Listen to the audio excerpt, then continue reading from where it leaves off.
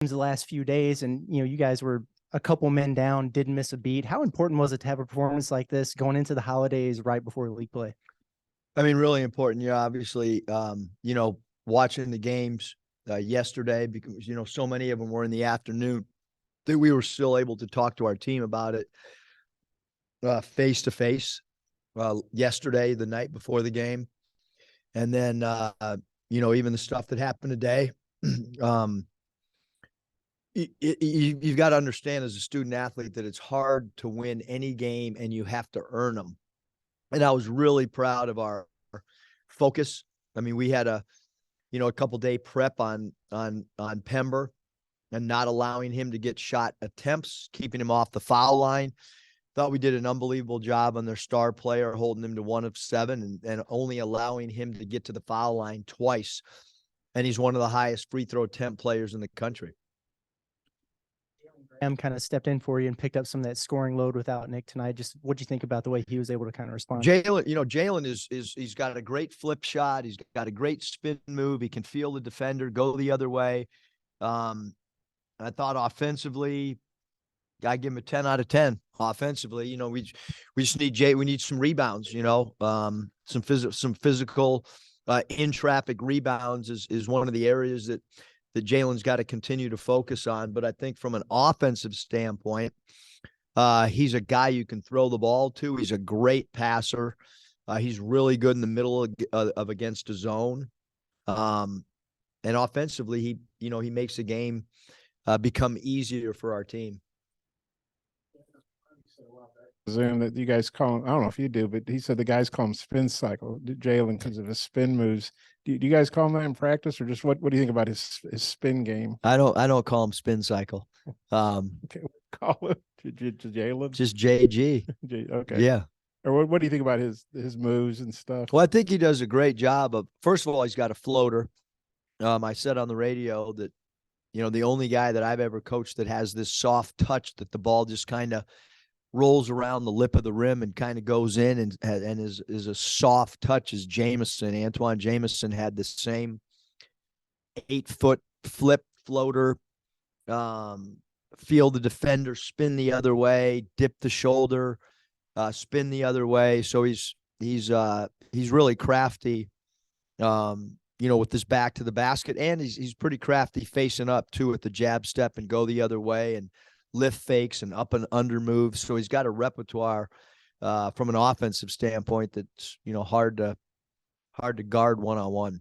And then, he's kind of been hit and miss, games. He has had some good games. He had games he doesn't play or doesn't show up if he's out there.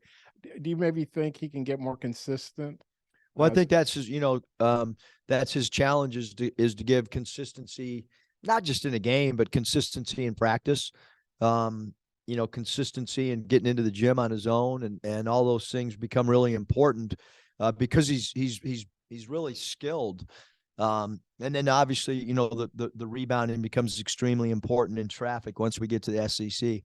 And then Nick, the release said out indefinitely. It was kind of management. It was kind of almost verbatim what the release said when he missed those, before the opener.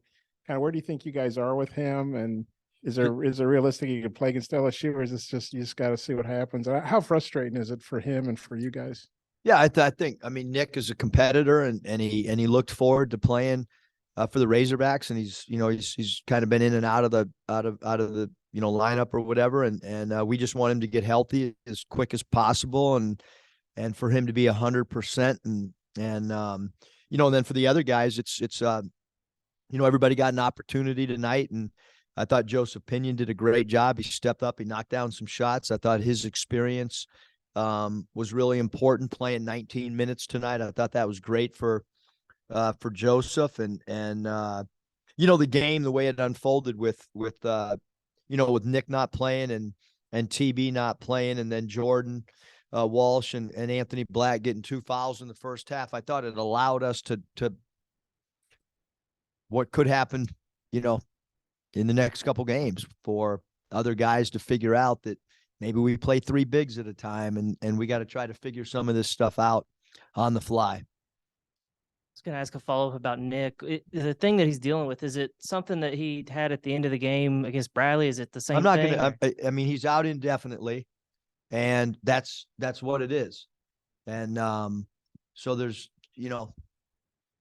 nothing else to, he's out indefinitely, and he's going to continue to rehab as best as he can. And opinion, how difficult is it for a shooter like that to come off the bench late in the first half and knock down shots the way he did tonight? Well, I mean, when you're a great shooter, and the hardest thing is, do you still have confidence? And when he comes in the game, you can kind of see teammates, coaching staff. We feel like when he shoots, it's going to go in, and that's what when you're a great shooter, that's kind of the air that everybody has. Eric, I think tonight was game 7 without Nick. I'm just curious, do you feel like the rest of the guys have kind of developed a chemistry to, I don't know if they have maybe a know-how exactly, but do you feel like they've kind of developed a chemistry to play well without him? I mean, I think this group is obviously we're young, but I think they're really mature. Like, whether a guy gets in foul trouble, whoever's in uniform, I think they've done an excellent job of being ready when called upon. Devo's in the starting lineup. He's used to that. Devo's minutes tonight were incredible.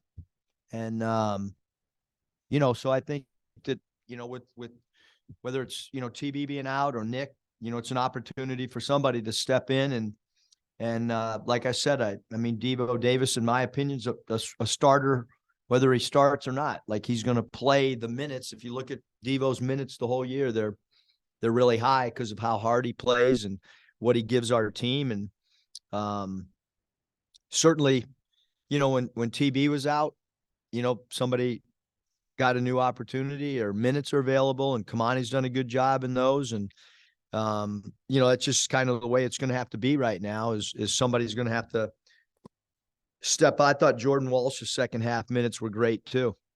You had 50, or the guys had 15 steals tonight, and Kamani and Kai led you with 3. How are those guys able to come up with those numbers? And I just looked at KenPom. Kai's top 50 nationally in steal rate. Like, how are these guys able to do that? I just think, like, active hands and trying to be disruptive and all those things are, really kind of in our DNA. I think that some of the players like Jordan Walsh he's a high steal player no matter where he plays. I said it when we, recruited him and he committed, that he's kind of a violent defender with the way that he jumps passing lanes so I think we got a lot of guys, but certainly, Makai's hands, for his size and his anticipation, you don't see a lot of centers create steals and blocks kind of at the same time. Coach, I remember after this pre-Christmas game last year, you said it kind of wrapped the first segment of the season, the way you look at it. Just with everything going on, the expectations, the newness of the team, the injuries, and the things that you guys have dealt with, I mean, how do you feel about where you're at and the direction you're headed going into SEC play? Yeah, I mean, I do think that this kind of closes, like a chapter on non-conference. Obviously, we still have Baylor, but I kind of look at that. It's in the middle of conference. It's a really good opponent. So yeah, I mean, we're 3 points away from being undefeated. I thought our schedule was harder this year than it had been in the other years that at least that I've been here. So yeah, I mean, I'm really pleased, but that, like I said, that chapter's kind of over now, and we have to open on the road, and the LSU coaching staff's done a great job. I've been really impressed with the changeover on their roster and how hard they play, and he's brought some of the guys that were with him at his prior program, and they've done a really good job. So I've been impressed with them, and we got to try to figure out how to play well in Baton Rouge. That's our, kind of the next and only thought process. Yeah, Eric, I don't know if I've ever seen a stat like this. Last 2 games, you've outscored your opponents 69-14 on points off turnovers. Do you remember doing that I mean, I know that these aren't Kentucky and Alabama, but they're not bad teams. I mean, I think they're 15-9 combined. I mean, what do you think of that stat? I just think, I mean, I think we've really been, our practices have been, there's been a lot of like drill work on trying to create turnovers. But I do think that just our length, I think Anthony, guarding point guards with his length helps. And Ricky's got great quickness and length. And obviously Devo, in my opinion, is as good as on-ball defender as there is in the nation. And Jordan does a good job. And then as Scotty brought up, like with Makai, I mean, he's a high steal player too at his position. So, but again, I mean, we're gonna, when you get into conference play, for the most part, teams take a little bit better care of the ball. I mean, Walsh was on him quite a bit. And maybe Makai was there. Or who do, I mean, I know it's team defense in the big picture, but who do you credit for really shutting him down? I think he was 1 for 7 or whatever. Yeah, there was really 3 guys. It started off Jordan Walsh, and then it led to Makai, and then for the bulk of that last 12 minutes of the first half, Kamani did a great job on him. Great job being physical. And I heard on the radio, you're going to San Diego. I guess you're going out early in the morning, get a little Christmas out Hopefully there. we get out, yeah. Okay, we'll go. Good luck with that. How good is it to go? I guess you go out to your mom and your other son and all that. How good is it to go? You get a little break. The guys get a little break, and you can enjoy it because you're coming off, pretty good games of late. Yeah, I mean, tonight was, it was an opportunity for everybody to play. So I think that's a good feeling for everybody. And I again, it's only non-conference, but I do think going into a 3-day break, which is mandatory for the NCAA, I think that it's a good way for these guys to go home and celebrate with their family and holidays. And it's also important that, that you mentally get a little bit of a break away as well. So hopefully everybody's in a good mental frame when they come back. That's one where the guy said, Curtis asked him, and Curtis asked you about what's going on in the SEC, like, Wofford beating Ole Miss or what, Drake beating Mississippi State. But they said you actually showed him film of those games. And we know that's happened, every freaking night. You go, what? Did that happen? But you guys have avoided that. Well, what's been the key to that? And obviously the guys, focused in when you showed them the film and talked to them about stuff. Yeah, I think the big thing, Bob, is just having incredible respect for your opponent and understand the fact that every game you have to go earn it and you got to go take the game away. Nobody hands you anything. You got to have great respect for your preparation. And I've never made a team bring scouting reports to the arena, which they had to tonight with notes. And I've never done that before. So I want to try to get better but we did that. We gave them the scouting report 2 days ago, and they brought it tonight with notes on it. And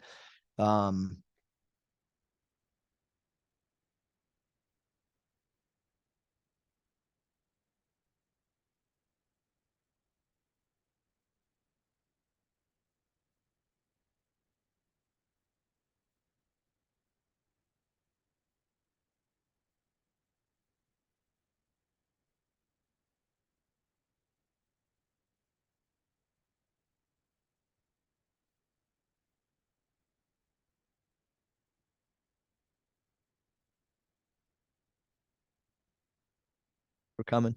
So, Okay. and then a bunch of my mom's friends. Yeah. Okay. Well, So Christmas and a birthday. is your mom like 85 now, or how old is she? She's I'm sorry. 80. Okay, well, all right, 85. That's great for 80. All right, you guys. Thank you.